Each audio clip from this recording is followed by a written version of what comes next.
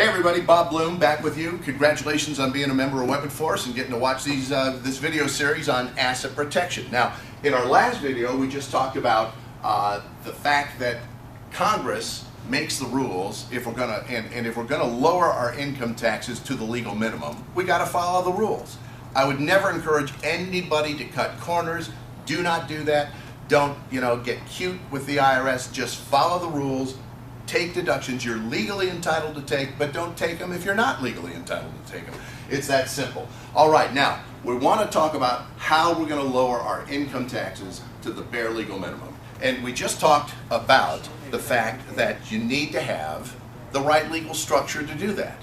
We're going to be talking about different legal structures, but the bottom line is you really don't, for a number of reasons, want to be doing business as a sole proprietor. You want to do business as a corporation. There are many, many tax benefits for doing business as a corporation. Congress has this list of 3 requirements, and the first requirement is own a business. And the reason is that's where the deductions are, folks. If you remember from a previous video, if you don't, go back and watch it. But you remember, deductions are where you pay taxes never.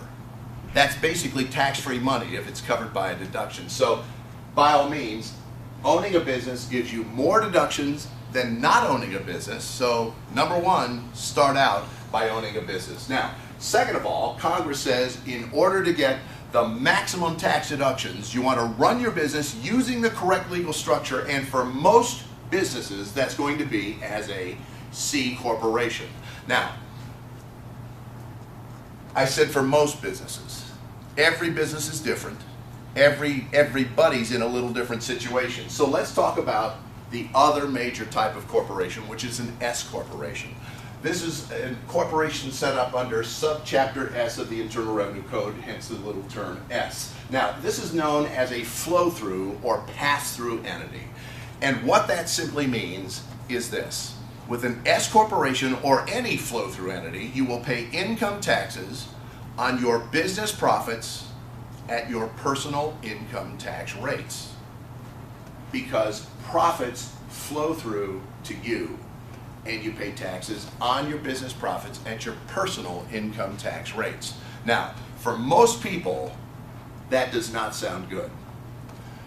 However, there is a time and a place when the S corporation is likely to be the very best legal structure to let you pay the lowest taxes, and it's typically when you have a startup business with a loss. Now, this word loss sounds a whole lot worse than it really is. All it means is you put more money into the business than the business has produced so far. And it's normal to have a loss your first little while in business, because you have a whole bunch of first-time startup expenses that come right at the beginning against very little revenue at the beginning. So this is a loss, and it's normal. This is to be expected when you start a business. Now, here's the good news.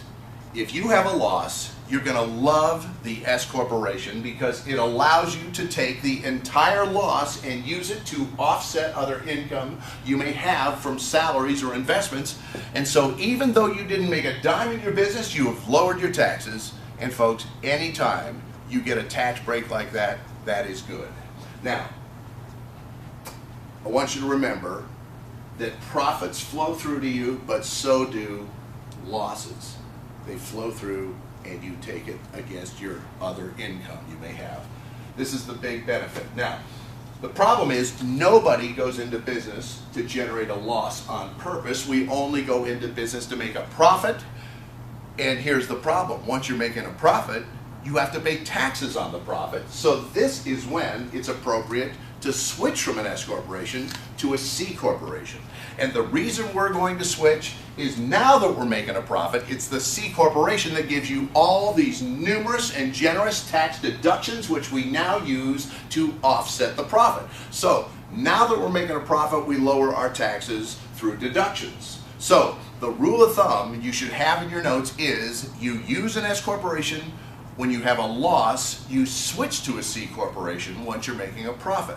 And understand, it's a one-time switch, because the normal business cycle is we begin as an S corporation because that's when we expect a loss, and then when we become profitable, we switch to a C. In other words, we're not going to go every other year from S to C. Now I'm a C, now you see me, now you don't. It's a one-time deal, right? One-time switch. All right.